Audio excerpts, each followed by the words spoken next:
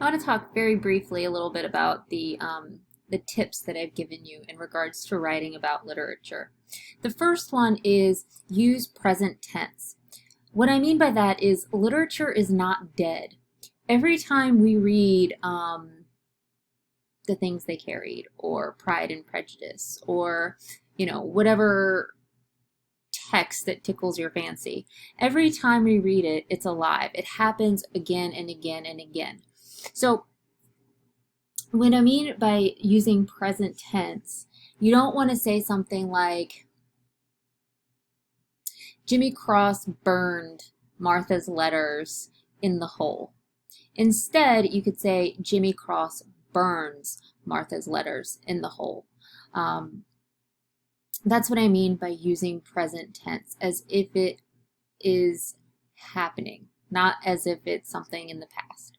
So my other tip, and this is a big thing to remember, is you want to avoid using first person and second person pronouns.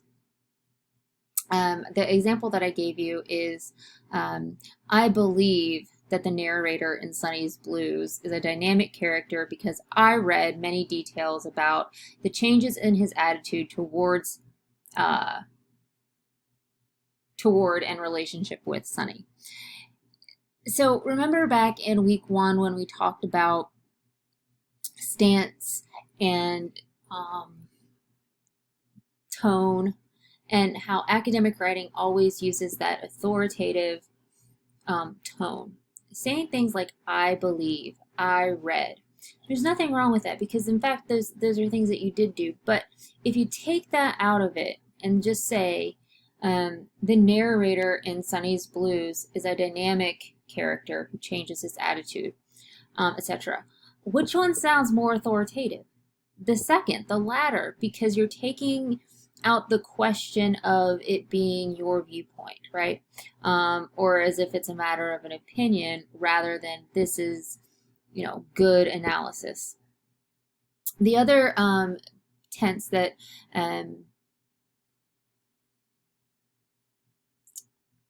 I think that people use it more often out of habit than they realize, and it's using the second person you.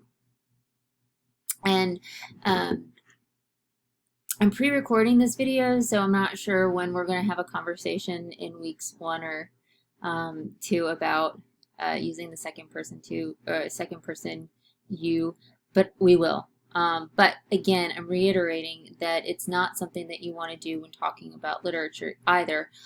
For example, at the end of everyday use, Mama realizes that Maggie is like her, but has not received the attention you should give your daughter to help her attain self-esteem. Now, even just reading that, it sounds off. But as a reader also, if I read that, saying, you should give your daughter the attention she deserves.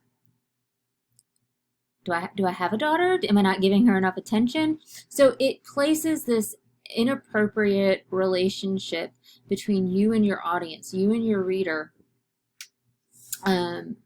because you don't know who you're talking to. You're assuming that your reader has a daughter, or at least that's how it reads. So also in talking about second person, by taking that second person you out of it, you also add more authority to your tone.